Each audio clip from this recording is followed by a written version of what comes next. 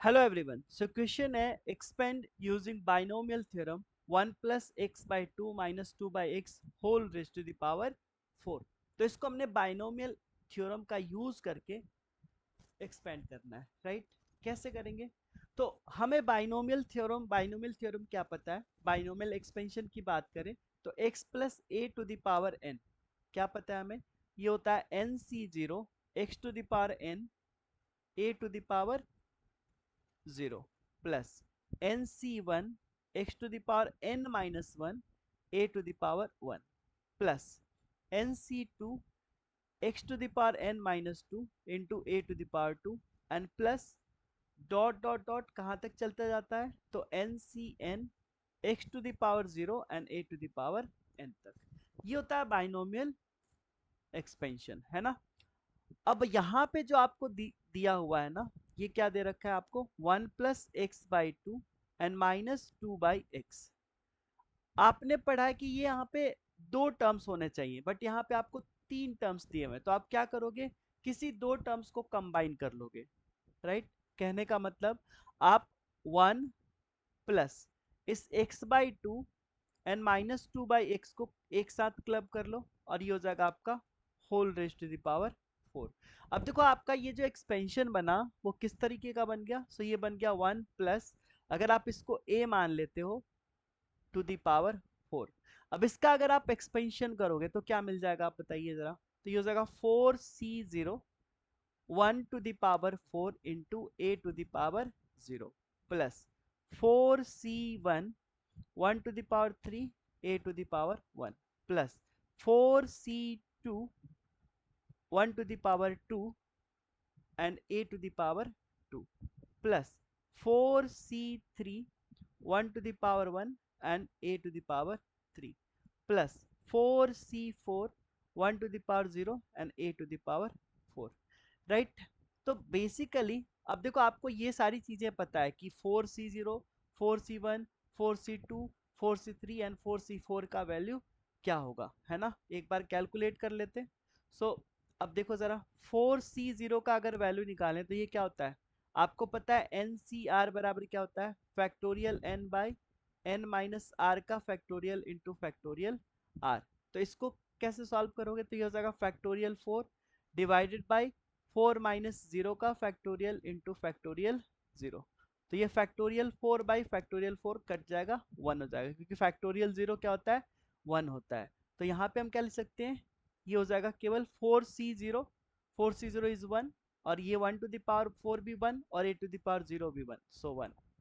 Now 4c1, 4c1 की value क्या होती है? 4 हो जाएगी। कैसे, एक बार देख लो, फैक्टोरियल 4 बाई 4 माइनस 1 का फैक्टोरियल इंटू फैक्टोरियल 1।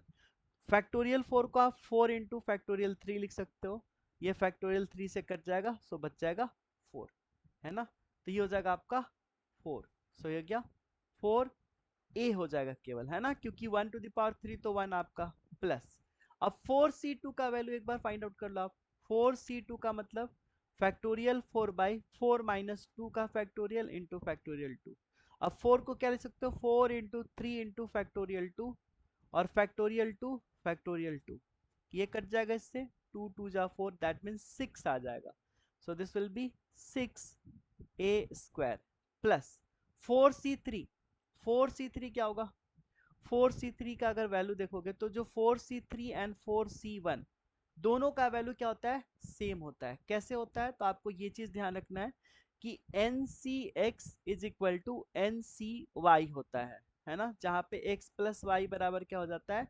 n। तो देखो जरा, 3 प्लस 1 क्या हो जा रहा है? 4 हो जा रहा है क्या?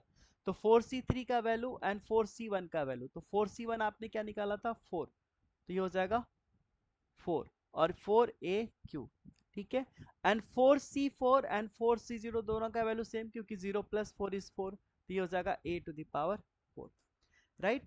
ये हो गया आपका एक्सपेंशन। अब आप देखो आपको क्या फाइंड आउट करना है यहाँ पे? A square a cube a to the power 4, आपको a square a cube and a to the power 4 find out करना है, क्योंकि बाकी सारी चीजें तो आप इजीली कर लोगे, क्योंकि जो छोटे से टर्म्स हैं उनको तो आप इजीली कर सकते हो ना।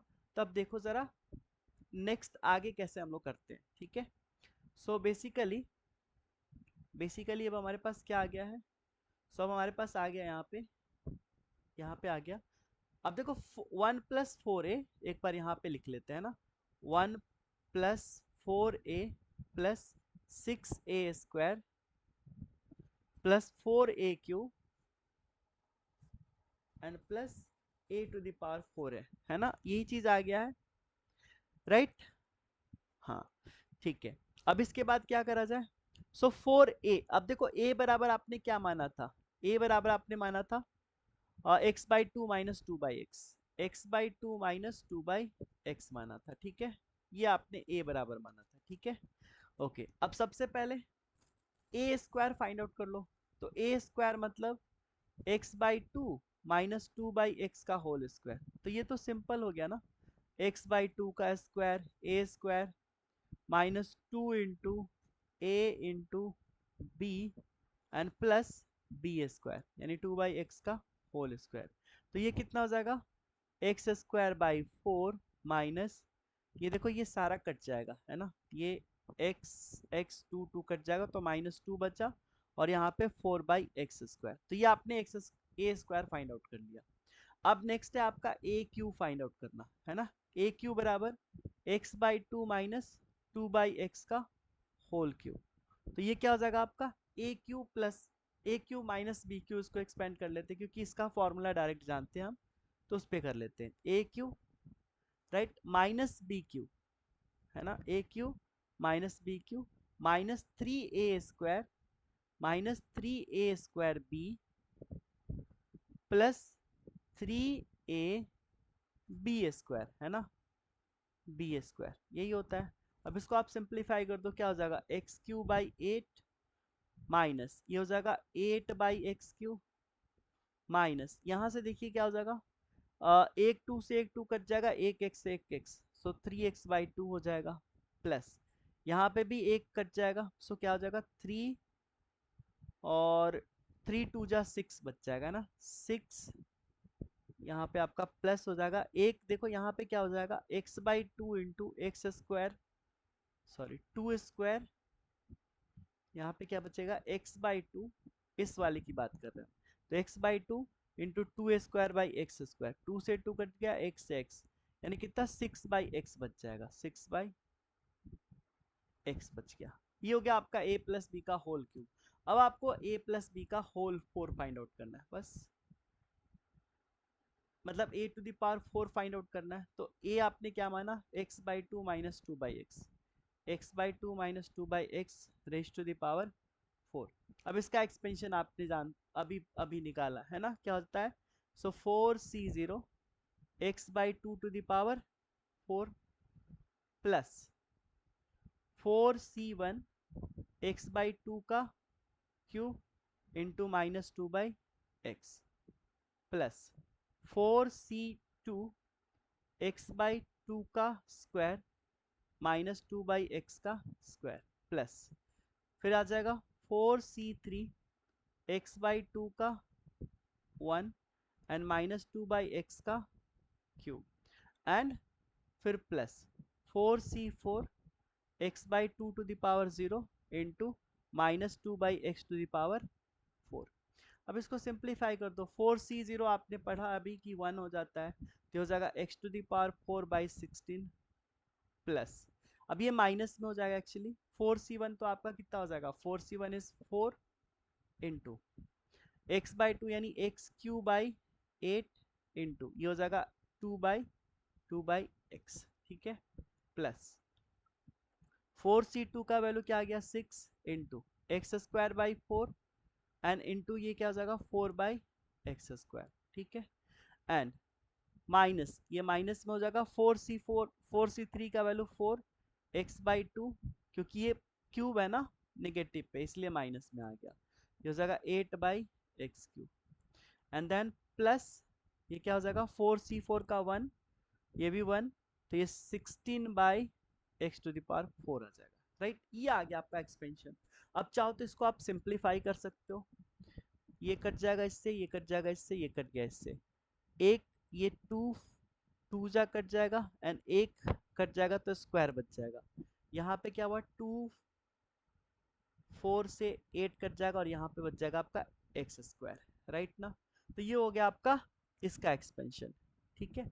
अब आपको क्या करना है, सबको अरेंज करके लिख देना है, सबको आपको अरेंज करके लिख देना है। यहाँ पे क्या कर देना आप, आपके पास ये सारा चीज आ गया, ये आ गया, ये आ गया, ये आ गया। अब क्या करना है आपको, 1+4 इंटू ए आपके पास क्या आ गया था, ए आ गया था आपके ए तो आपका x/2 -2/x, x/2 -2/x था, ठीक है।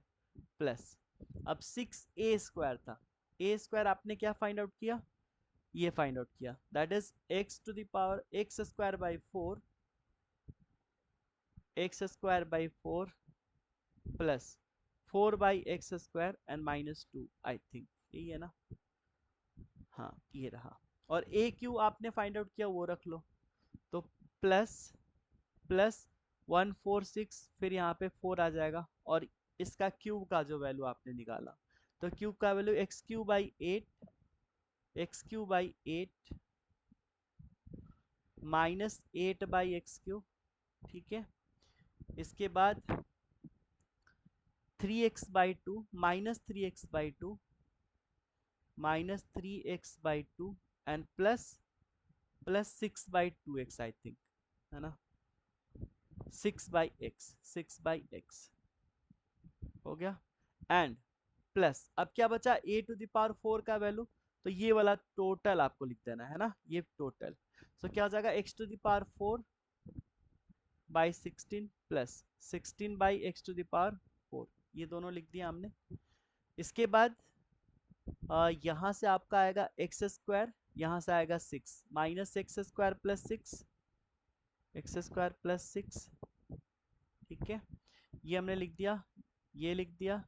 उसके बाद -16/x² -16/x², 1 2 3 4 5 सारे टर्म्स हमने लिख दिए, 1 2 3 4 5 16 हाँ, क्योंकि a+b का होल 4 है तो कितना आ जाएगा, 5 टर्म्स।